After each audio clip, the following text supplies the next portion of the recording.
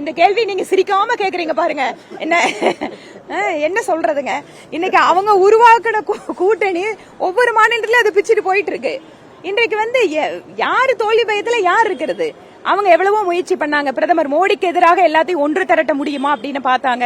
காங்கிரசனுடைய அவர்களுடைய அந்த போக்கு, அந்த போக்கினால் தான் இன்னைக்கு இத்தனை மாநில கட்சிகள் வந்திருக்கு அப்படின்னு சொன்னா அதற்கு காரணம் யார்? காங்கிரஸ் கட்சி. காங்கிரஸ் கட்சியினுடைய காரணத்தினால் இன்று மாநில கட்சிகள் உருவாகி வந்துச்சு. இன்னைக்கு அவங்களெல்லாம் கூப்பிட்டோன்னா இன்னைக்கு அவங்க காங்கிரஸ் கட்சியை மதிக்கிற நிலைமையில் இல்ல. அதனால திரு ராகுல் காந்தி அவர்கள் அவங்களும் என்னென்னவோ நடந்து பாக்குறாரு, பேசி பாக்குறாரு, சாட்டை அடிச்சு அடுத்துக்கு பாக்குறாரு. ஆனால் he is not a serious political leader அப்படிங்கறதா இதுவரைக்கும் மக்கள் கொடுத்திருக்கக்கூடிய தீர்ப்பு.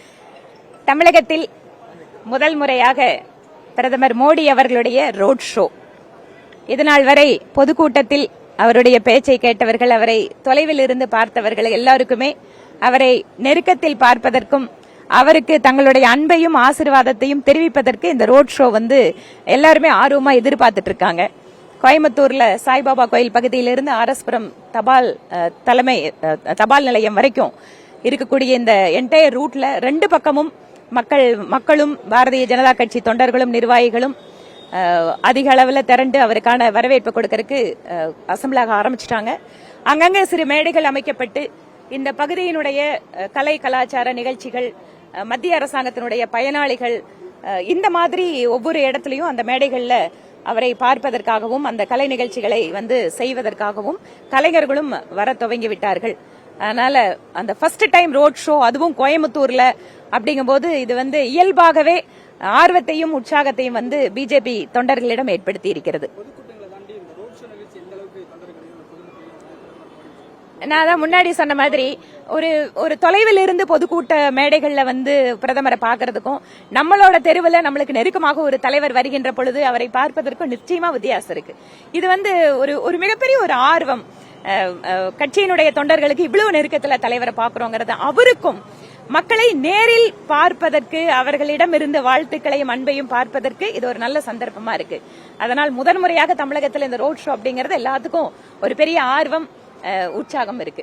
பக்கத்து மாவட்டங்கள்ல இருந்து, பக்கத்து தொகுதிகள்ல இருந்து மட்டும் வராங்க. தமிழ்நாடு முழுக்க இருந்து வரல. இது இந்த பகுதி மட்டும்தான். லட்சக்கணக்கான தொண்டர்கள் இந்த இடத்துல திரள்றதுக்கு வாய்ப்பு இருக்கு. ஆமாங்க, எல்லாருமே கிளம்பி வந்துட்டாங்க. இந்த பக்கத்துல இருக்கிறவங்க எல்லாருமே கிளம்பி வந்துட்டு இருக்காங்க. இந்த ரோட் ஷோ முடிகிற இடம் ஆர்எஸ்புரம் போஸ்ட் ஆபீஸ். எப்பவுமே பிப்ரவரி 14 குண்டு வெடிப்பு நினைவு அங்கதான் அனுசரிக்கிறீங்க. அங்க அவங்களுக்கு நினைவஞ்சலி செலுத்துறதுக்கு ஏதாவது வாய்ப்பு இருக்குங்களா? 58 பேர் இறந்தாங்க. அவங்களுக்கு முன்னாள் துணை பிரதமர் திரு எல்.கே. அத்வானி அவர்களுடைய வருகையொட்டி அந்த இடத்தில் நடந்த அந்த குண்டு வெடிப்பு அப்படிங்கிறது இன்றும் ஆறாத வடுவாக கோவை மக்களுக்கு இருக்கிறது. ஒவ்வொரு வருடமும் அந்த இடத்தில் அனைவரும் ஒன்று திரண்டு அஞ்சலி நிகழ்ச்சியை நடத்தி கொண்டிருக்கிறோம். அதே இடத்திற்கு இன்று இவ்வளவு பெரிய ஒரு கட்சியினுடைய, அதுவும் இன்று உலக அரங்கிலே தனக்கென ஒரு தனி இடத்தை பெற்று ஒரு சிறந்த தலைவராக இருக்கக்கூடிய பிரதமர் மோடி அவர்கள் அந்த இடத்திற்கு வருகின்ற பொழுது உணர்வு ரீதியாக அந்த வெடிகுண்டு விபத்தினால் பாதிக்கப்பட்ட மக்களுக்கும் அது தொடர்புடைய ஒவ்வொருவருக்குமே அது அந்த ஞாபகத்தை நிச்சயமாக கொடுக்கும். இன்னொரு விதத்தில் பார்த்தால் அந்த தியாகிகளுடைய அந்த உயிர் தியாகம் என்பதும் அவர்கள் சிந்திய அந்த ரத்தம் என்பதும் இன்று நம்முடைய தலைவர் அந்த இடத்திற்கு அவர்களுக்கு அஞ்சலி செலுத்துகின்றது அப்படிங்கிறது ஒரு மிகப்பெரிய நிகழ்வாக பார்க்கப்படும். அங்க நினைவு தூண் கேட்டுட்டு இருக்கீங்க. பிரதமர் போனதுக்கு அப்புறம் அடுத்த தடவையாவது அமைக்கிறதுக்கு வாய்ப்பு இருக்குங்களா? நினைவு தூண் அப்படிங்கிறது முழுக்க உள்ளூர் அரசாங்கம் சார்ந்த ஒரு விஷயம். தொடர்ச்சியாக பாரதிய ஜனதா கட்சி அதற்காக குரல் கொடுக்கும், உழைக்கும்.